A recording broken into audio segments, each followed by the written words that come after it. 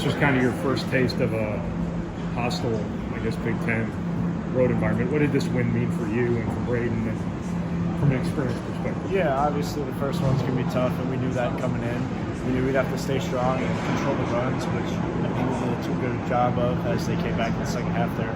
But just staying poised, we did what we could to stay poised and silence out the crowd, and Braden made Braden made huge free throws down the stretch.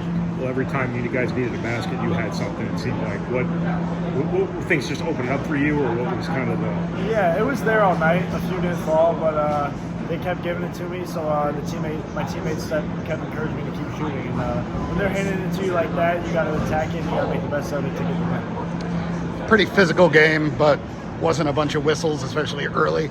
How do you guys fight through that and keep going at it? Yeah, coming in, it's all everyone talked about. You're not going to get many calls on the road. It's going to be tough. They're going to be grabbing you, fouling you. But we knew it was going to be like that. So coming in, we had to play strong. We had to play physical, and not let them boss us around. So come down the stretch, we got to get every rebound. We tipped a few out, but we had to just go grab it.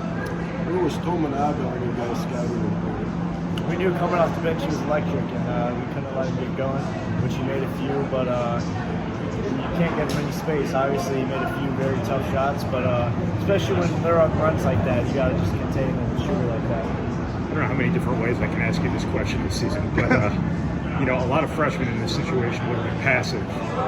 They would have been, they wouldn't have wanted the ball. You obviously did. Can you just kind of speak to that?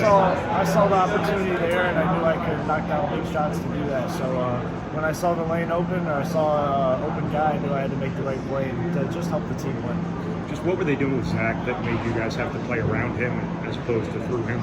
Yeah, so they would come on that low side and just double immediately on the catch. So we had to keep moving around to spread the defense out. But they did a pretty good job on it. But Zach did an amazing job staying poised and staying patient and moving the ball. He passed it great. We just got to make shots. You just have to execute down the stretch when you know that things are going to be difficult on him.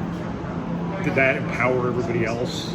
Yeah, we knew someone would have to step up. And with the defense they were playing on him, and we weren't getting open shots to fall, we knew we'd have to drive in there and get to the rim.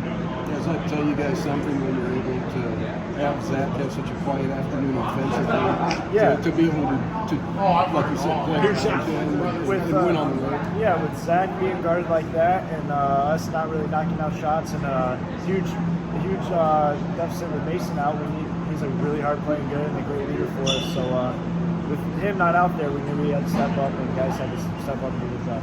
Painter said that was the first time you seen you dunk. I've dunked before, I just don't do it often. I save them for the right time. That's yet one more example, though. A lot of freshmen would have been a little bit timid. Yeah, we got to come out and win the game. I don't care who's in the stands. I don't care who's yelling, but we're going to silence them with the win. Is there something more to learn from a close game like this on the road compared to you've had big wins, big games, but they've all been pretty comfortable late? Yeah, definitely. You got to put them away. We got it up to 10 1 point. We got to just keep scoring, keep getting stops, and get to 20, get to 30. We can't let them crawl back in and let the crowd get into it. The stretch of threes there they made, did you look at that as them kind of riding a heater, or was that breakdowns on? Yeah, the crowd got into it a little bit.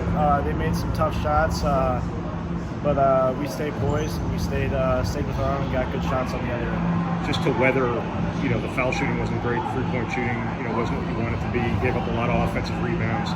Just to weather some of the things you didn't do as well and still win this game. How important is that kind of moving forward? Like, here's everything we did wrong. Let's look at that. Yeah, looking at some of those stretches, we shouldn't have won the game. They should have came down to the last second. I'm surprised they didn't make some throw-up shots and beat us. But we got lucky. There's a few things we need to work on.